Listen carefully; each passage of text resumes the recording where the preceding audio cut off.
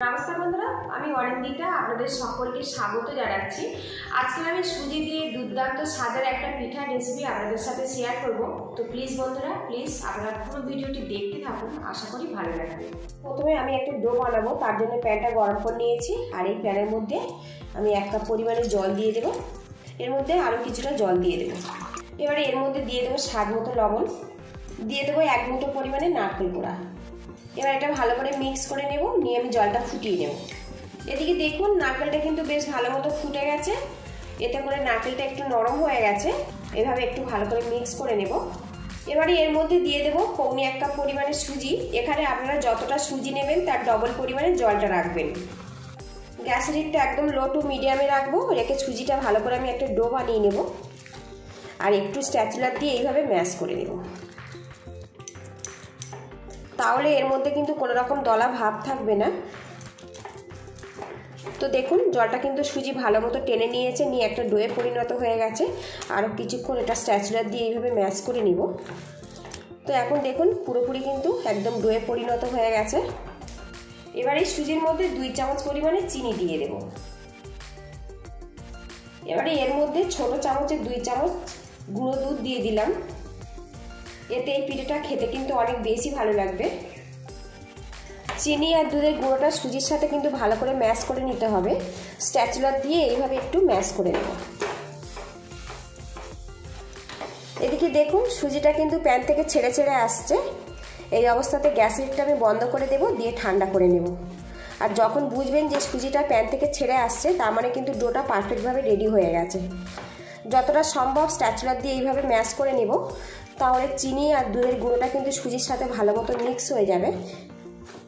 এদিকে দেখুন সুজির মিশ্রণটা হালকা ঠান্ডা করে নিয়েছি, নিয়ে একটু হাত দিয়ে এইভাবে ম্যাশ করে নেব। একটু মসৃণ করে এটা ম্যাশ করে নিতে হবে। এদিকে দেখুন সুজিটা কিন্তু ভালো করে আমি ম্যাশ করে মেখে নিয়েছি। এবার এই ডো থেকে কিছুটা করে আমি মিশ্রণ নিয়ে নেব। এইভাবে একটু হাত দিয়ে এইভাবে গোল করে ঘুরিয়ে নেব, নিয়ে এইভাবে লম্বা করে নেব। যেভাবে আমরা ল্যাংচার শেপ দিই সেইভাবে কিন্তু এটা গড়ে নিতে হবে। দেখুন এইভাবে গড়ে নিতে হবে।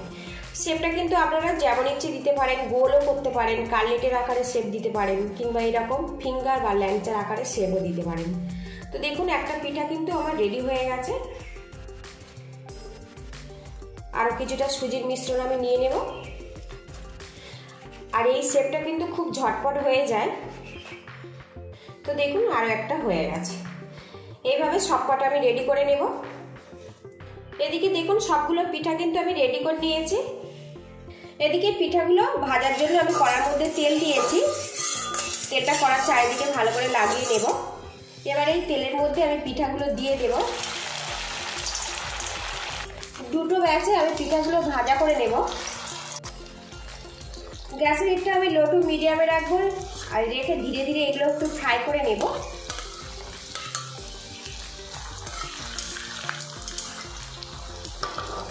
এই পিঠাগুলো উল্টে পাল্টে দিতে হবে।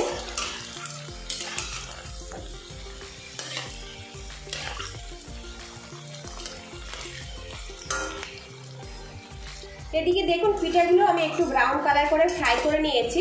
এবার এগুলো আমি তুলে নেব। তো আমি এইভাবে ব্রাউন কালার করে ভেজেছি। আপনারা চাইলে ডিপ করেও ভাজতে পারেন, কিংবা লাইট করেও ভেজে নিতে পারেন। বাকিগুলো আমি এইভাবে ফ্রাই করে নেব।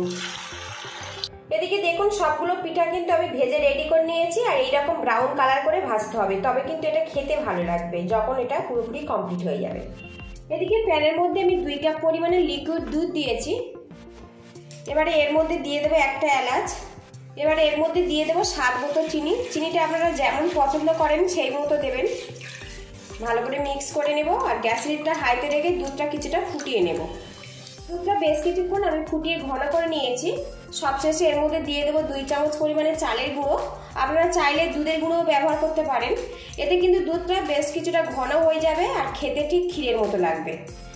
চালের গুঁড়োটা এইভাবে হালকা করে আমি ছড়িয়ে দেবো। আপনারা চাইলে কিন্তু জলের সাথে মিক্স করেও দিতে পারেন। এবার স্প্যাচুলা দিয়ে এটা ভালো করে মিক্স করে নেব।